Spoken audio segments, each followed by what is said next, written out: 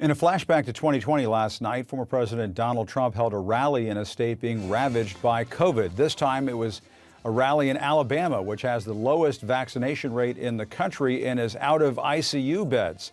At one point, Trump did urge attendees to get vaccinated, but then he backed off after some of the MAGA faithful booed. Watch. I recommend take the vaccines. I did it. It's good. Take the vaccines. But no, that's okay. That's all right. You got your freedoms. But I happen to take the vaccine. Not exactly a ringing endorsement. All right, CNN's Donnie O'Sullivan is in Alabama, where he covered Trump yesterday. Donnie, Trump politicized COVID prevention measures, as we know, when he was in office. He got the vaccine in secret. We didn't even know about it before he left office. Now he is seeing the consequences of that, it seems.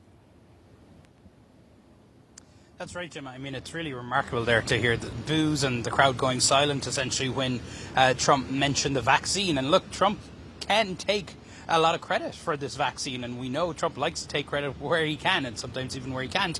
But he knows that in this situation, so much of his base are so against this vaccine, and that is, I think, really a sort of it's a example of the base sort of controlling Trump rather than the other way around. One thing that we've heard from Trump supporters across the country in the past few months is that they don't want to take the vaccine until it gets full government approval. The Pfizer shot is reportedly expected to get that full FDA approval this week, and we asked some people about that. Have a listen. Nias, have you got your vaccine shot? Nope, don't want it. No? Why? They ain't tested it enough, from my opinion. Yeah.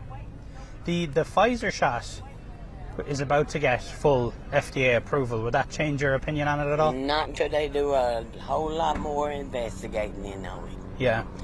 Nothing's going in me until then. Right. Do you think that would take a long time? About 10 years or so. Okay. There's a big surge in COVID cases here in your county at the moment. Have you guys been vaccinated? Yes. Yeah. You both decided to get the vaccine? Yes.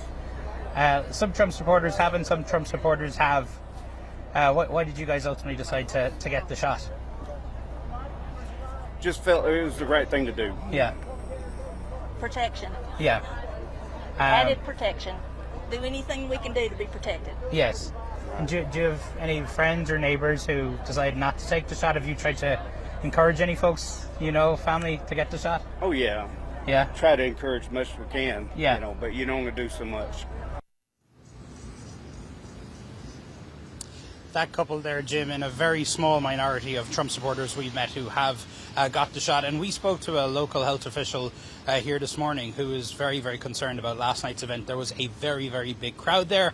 And she said with COVID cases being so high in this state at the moment and a high concentration of vaccinated people, she expects to see cases come as a result of that rally last night. And Donnie, Trump also continued his tradition of praising questionable people. Tell us about that.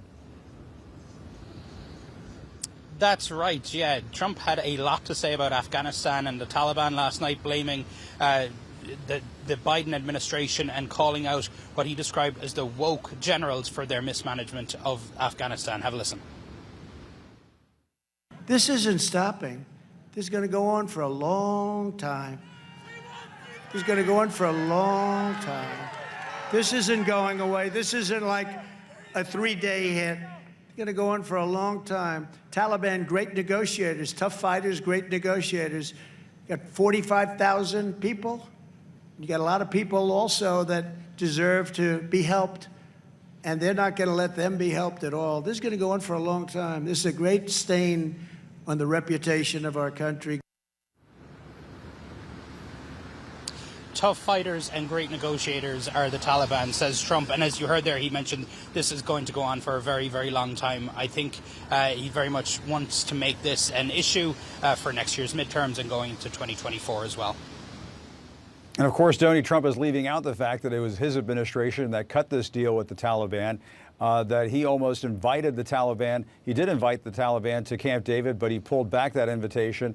and that his own Secretary of State cut a deal with the Taliban that was later described as a surrender agreement by the former National Security Advisor, H.R. McMaster. So you can see Trump right there playing revisionist history and trying to wash his hands of what's happening right now. Of course, he can't do that.